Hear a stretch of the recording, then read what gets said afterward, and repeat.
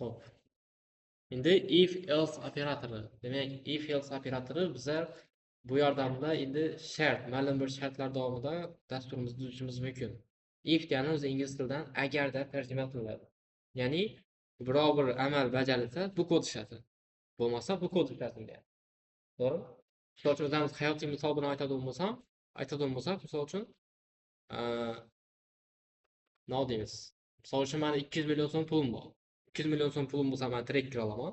100 million so'm pulim bo'lsa, men Cobalt olaman. Misol uchun seni pulingga qarab turib, navni xarid etishing kerakligini aytib turibdi. Misol uchun 15 million so'm pulim bor, men MacBook olaman. Agar 10 million so'm pulim bo'lsa, boshqa kompyuter olaman, Acer Asus olaman misol uchun. Ya'ni seni navodir ehtiyojingdan kelib chiqib yoki navodir shart bajarilishi yoki bajarilmasligini qarab turib, kodni qismimiz kerak. Misol uchun hozir hamma kodni yozib kelib turibmiz, hammasi ishlab turib kodimizni. Endi bizlar shart beramiz, aynan shu shart bo'yicha davom etadi. Endi ko'radigan bo'lsangiz, bu yerda blok sxema berilgan. Yana bu narsa shaklda blok sxema deb aytamiz. Dasturning boshida o'zi kodini yozmasdan oldin uni blok sxemasini tuzib olish kerak bo'ladi, modelni. Yana bu yerda shakl yap turibdi. Tinchik shakl bu.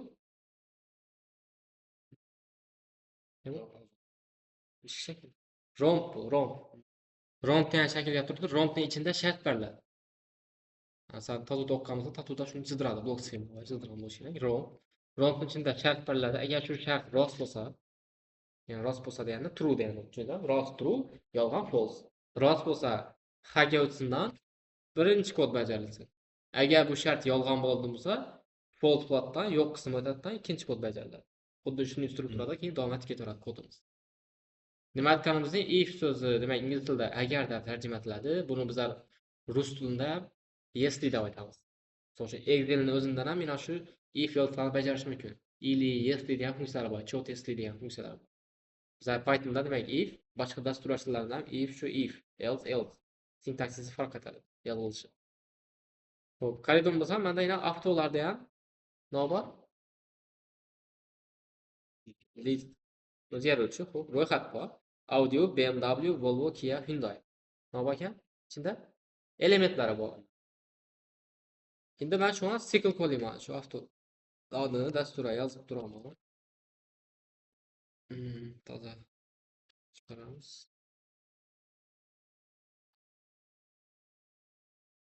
Avtolardan ro'yxatni yozib oldim. Endi shu an shart qo'yamiz qaraman.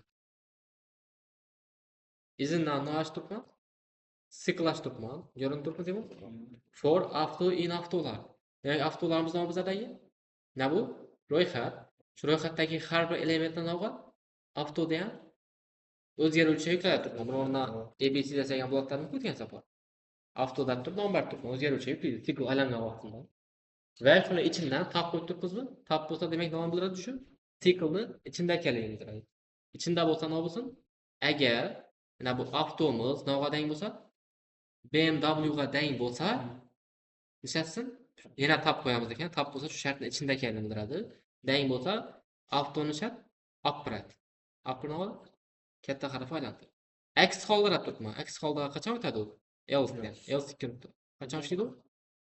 Ya'ni bu shartdan true qaytmasa, false qaytsa, qaytib o'tadi, else qismi o'tib ketadi. X holda ya'ni bajarilmasa. Nechasi X holda? Qaytaradi. Demak, chat mana shunday yozib beradi.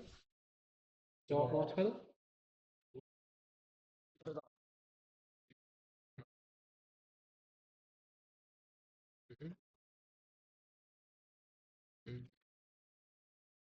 Bosh harfi, birinchi harfi. Unda no chiqadi umumiy javob.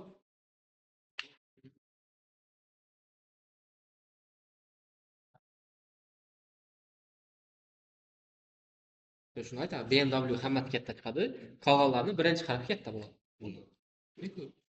Ya'ni o'zi BMW degan brend-ku, biz yozilgandan katta harf bilan yoziladi. Shuning uchun shuni olib shartlar turibmiz. BMW hammasi katta, qolganlarni esa faqatgina bosh harfi katta. Shart bo'yicha tekshirib turibmiz. Demak, sikl deb misol uchun kodda tekshiradigan bo'lsak, birinchi marta sikl nima deng bo'ladi, nima vaqti? 0 dan keladi-ku indeksdan, audioga tekshiradi. Audio BMW ga dengmi? Yo'q, else o'tadidan o'tadi. Ani katta bilan chiqadi audioni. Keyin ikkinchi siklga ketadi. Ikkinchi siklda avtomobil nima deng bo'ladi? BMW ga deng bo'ladi. BMW dengmi? Dang bo'lsa, bu shart ishlaydi, chiqaradi, olib kiritadi. Undan keyin siklni olib o'tadi, Volvoga o'tadi, tekshiradi. Volvoni tekshiradi, keyin Kia'ni tekshiradi, keyin Hyundai'ni tekshiradi.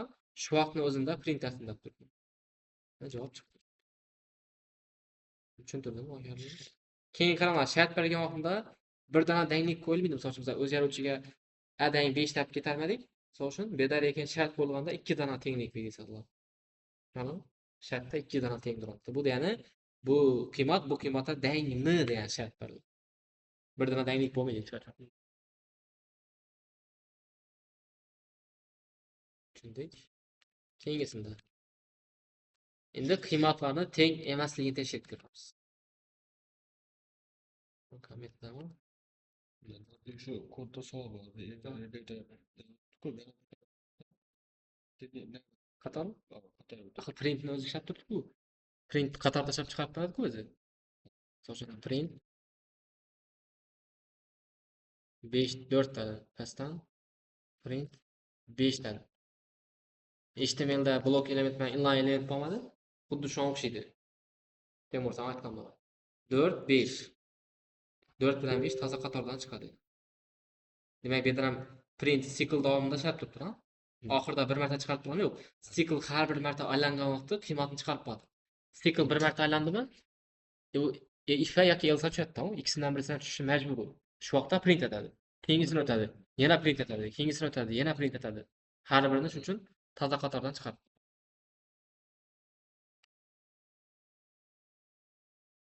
Tushundingizmi? Tushundingmi? Hurmat. Ismdan o'zgaruvchi ochdim. Input ismingiz nima deb so'rab turibdi. Bu belgini men o'zim qo'yib turibman. Bu matn, bu oddiy tushundingizmi? Yani C++dagi sin degan belgisi emas u. Oddiy. Bana girgizdi yani gapdan u matn. Backslash'ni bilamiz. Pastdan chiqardi yani. Ismingiz nima deb so'radim mendan, odim so'rasin. Keyin odimga kiritaman. Falon kas. Kiritgan odimni nog'a yuklaydi, ism bilan o'zgaruvchi yuklaydi. Keyin tekshiradi. Ism.lower. Nechasi bo'ladi lower? Ya'ni men katta harf bilan girgizsam ham, aralashtirib girgizsam, birisini katta, birisini kichkina girgizsam ham, hammasini kichkina harfga o'zgartirib, bir xil nog'a strukturaga ikkala bo'ladi, lower, to'g'rimi? Keyin o'tkazgandan keyin tekshiradi. Meni girtgan ismim aliga dang emasmi degani. Ikki dona tenglik bo'lsa, tenglikni bildiradi. Undov teng qo'ysak nima bo'lar ekan? Undov bilan teng emas, dang emaslikni bildiradi. Ya'ni men girtgan ism aliga dang emasmi? Dang bo'lmasa nima qaytadi? True mi, false mi? Dang bo'lmasa shart bor turibdi. Shart dang bo'lmasdan true qaytadi dedi. Ya'ni bu yerda qachon ina shu shartga tushadi axir? Savol sizlar. Qachon shu shartga tushadi? Qanotdan turadi shu shartni. Ism nima bo'lishi kerak? Shu yerda. Dalil bo'lishi shunday. Ya'ni bo'lishi kerakmi? True qaytish uchun. Undovni shtatda Axir undov degani tengmasligini bildiradi. Tushundingmi? so'z bo'lsa, Tani oding ali bo'lmasa, men sana pul berajakman. Tushundingmi? Shunday bo'lib turibdi bu yerda. Bu yerda aliga dang emasligini tekshirib turibmiz. Agar aliga dang bo'lsa, desam true bo'ladi. Bunda ham true bo'ladi. Bu yerda no shart yozilgan bo'lsa ham shu yerda shu shartda tushadigan bo'lsa, ifdagi true bo'ladi. Bu shartda tushmaydigan bo'lsa, false bo'ladi. U hamma vaqt danglik bo'lsa true degan gap emas u. Dang emasligini ham tekshirish mumkin-ku. Dang bo'lmasa ham true bo'ladi. Chunki ifda berilgan shart qachon aliga dang bo'lmasa, bundan nima qaytadi ekan? True qaytadi. Demak, hozir men odimni kiritsam, Jonibek desam, bu shartga tushami? Jonibek desam tushami? Tushadi. Chunki meni odim Jonibek, bu yerda Ali bo'lib turibdi. Jonibek Aliga dang emasmi bir-biridan? Dang bo'lmasa nima bo'ladi ekan? True. Shuning uchun ham nodingiz salom, falon kastab men odimni qaytaradi. Salom Jonibek, biz Alini kutyapmiz deb aytadi.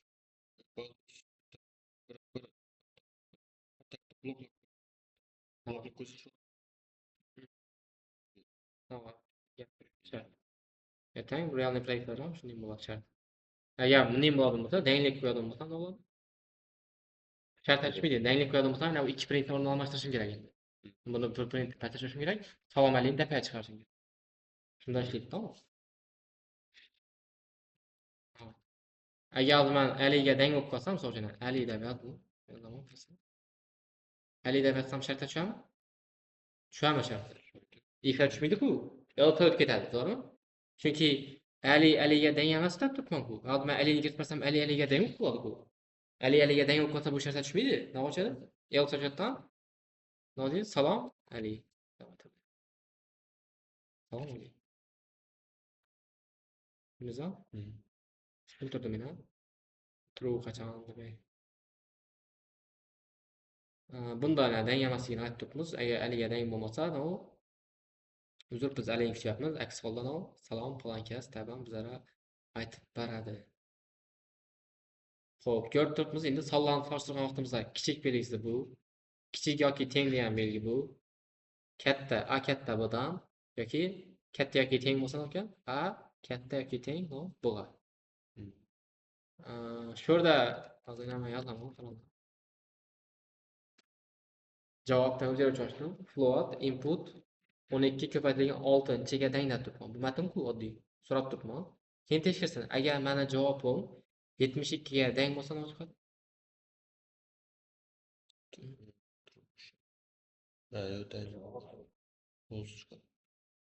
True false chiqadi. Hech narsa chiqmaydi.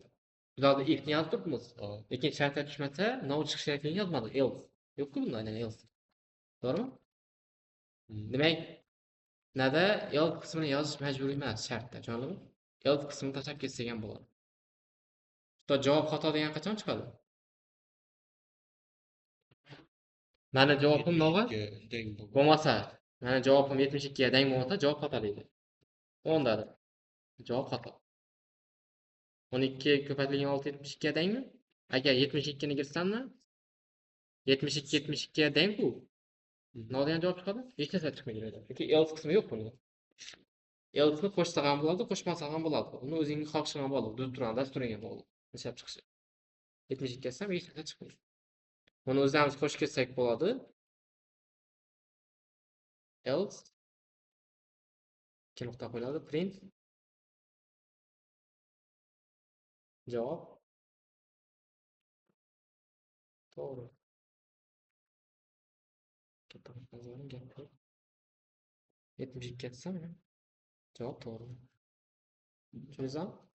To'g'ri xatoligini shunday if else operatori bilan tekshirib olsak bo'ladi. Keyingisi. Yoshni ham o'zgaruvchi ochdim. Yoshingiz nechadir so'rab turibman. Input orqali kirganda ma'lumot ikki ko'rinishda beriladi. Inputda kirganda. Men inputda soni yozsam, matn yozsam, string deb olaman uni. Tushunchab turibman uni. Integer o'tkazib turibman. O'tgan safar xato berdi-ku, yoshni hisoblaganda. Minus amalni bajara olmadi-ku. Yoshingiz nechadir turibdi. Girtaman yoshimni. Keyin agar tekshiradi, int o'tkazatdim. Agar meni girtgan yoshim nima bo'lsa, 18 ga teng yoki 18 dan katta bo'lsa, nima deydi? Print xush kelibsiz deb chiqarsin. Aks holda bu shartga tushmasa, else o'tkazatdan girish mumkin emas deydi. 18 dan kichkina bo'lsa. Xo'p. 19 deyman. Nima chiqadi? Xush kelibsiz. 18 deyman. Nima chiqadi? Mumkin emas. Axir bu yerda tenglik bersam, 18 da teng bo'lsa ham mumkin, katta bo'lsa ham mumkin. 18 ni o'zi ham kiradi, keyin undan kattalari kiradi. Bunda xush kelibsiz. 17 desam kirmaydi.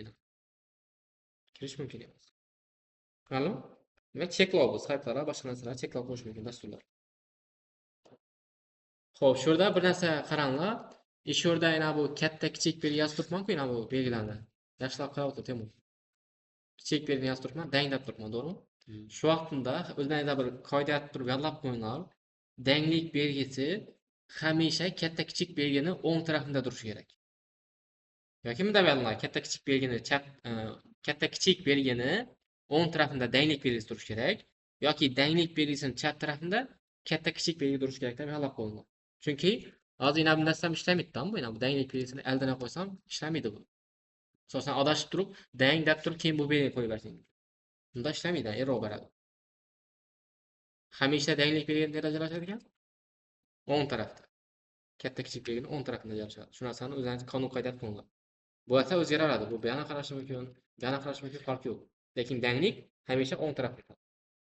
Buni o'zingizga tushunarlatib bilib qo'ying. Keyingisida loginni ham o'zgaruvchi ochdim. Input yangi login kiriting dedi.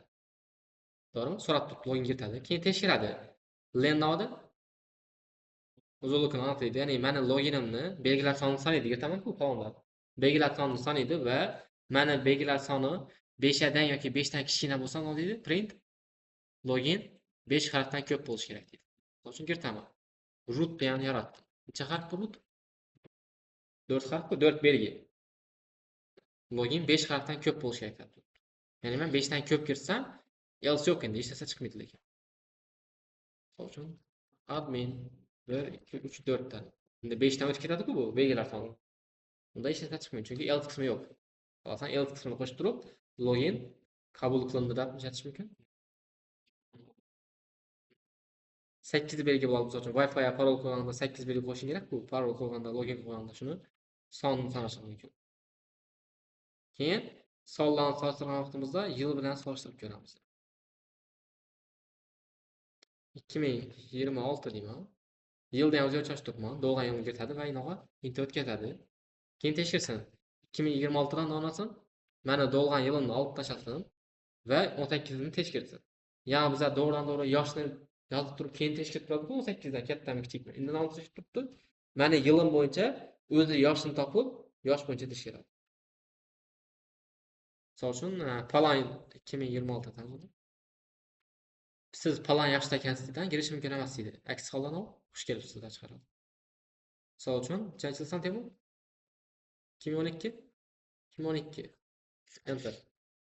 Yoshingiz 14 da ekan, girish mumkin emas deydi. Tushundingizmi? Demak, bunda girish mumkin emas deb 14 da. Ligini bilib, girish mumkin emas. Temur chanchilsan 2004 xush kelibdi. Chunki buni yoshi 18 dan o'tib turibdi. O'zi yil bo'yicha yoshni hisoblab turibdi. Tushundingizmi axir? Keyingisida bir qatorda ham if else ni qo'llashimiz mumkin. Hozir if else ni enter bosib yozib turibmiz-ku, if shart enter qiymati else 2 nuqta enter. Endi if else ni bir qatorda yozish mumkin. Yosh int input yoshingiz nechadir deb so'rab turibman. Keyin tekshirsin. Agar meni yoshim nima bo'lsa 65 dan katta bo'lsa, 2 nuqta qo'yib turibman-dan bizni pastda turish kerak edi bu, to'g'rimi? Ushlab turish kerak edi. Men yanada yozib berdim. Print siz COVID-19 risk guruhida ekansiz degan so'zni chiqardim, gap. Misol uchun 10 dan yoki 25 yosh deyman. Hech narsa chiqmaydi, chunki else yo'q bunda. 66 dan ishlaydi javob. Siz COVID-19 risk guruhida ekansiz deb chiqardim. Xo'p, endi shu bir qatorli if ni yanına else dan qo'shib ketamiz, qarang. Tushunasizmi? X, Y bilamiz-a? X da 25 ni, Y ga 50 ni yuklaydi. Ketma-ket qiymat beramiz-ku. Keyin tekshirib turibmiz. O'rtadan kelamiz. Shart yozilib turibdi. X katta Y dan bo'lsa, chap tarafdagi print chiqadi. Mana bu gap chiqadi. Agar bu shart yolg'on bo'lsa, o'ng tarafda o'zi else turibdi. Else dan keyingi print chiqadi. Oddiy. Chap bilan o'ng ishlab turibdi. Qaysi degan javob chiqadi shunday deb? Shartga tushamiz, tushmaydi. O'rnak gap qo'yinglar, 25 ni bera qo'yamiz, 50 ni bera qo'yamiz. 25 50 dan kattami? 25 50 dan kattami? Katta emas-ku. Shunda qaysi? Else ishlaydi. Else deydi x kichik y dan degan javob chiqadi. X kichik y dan.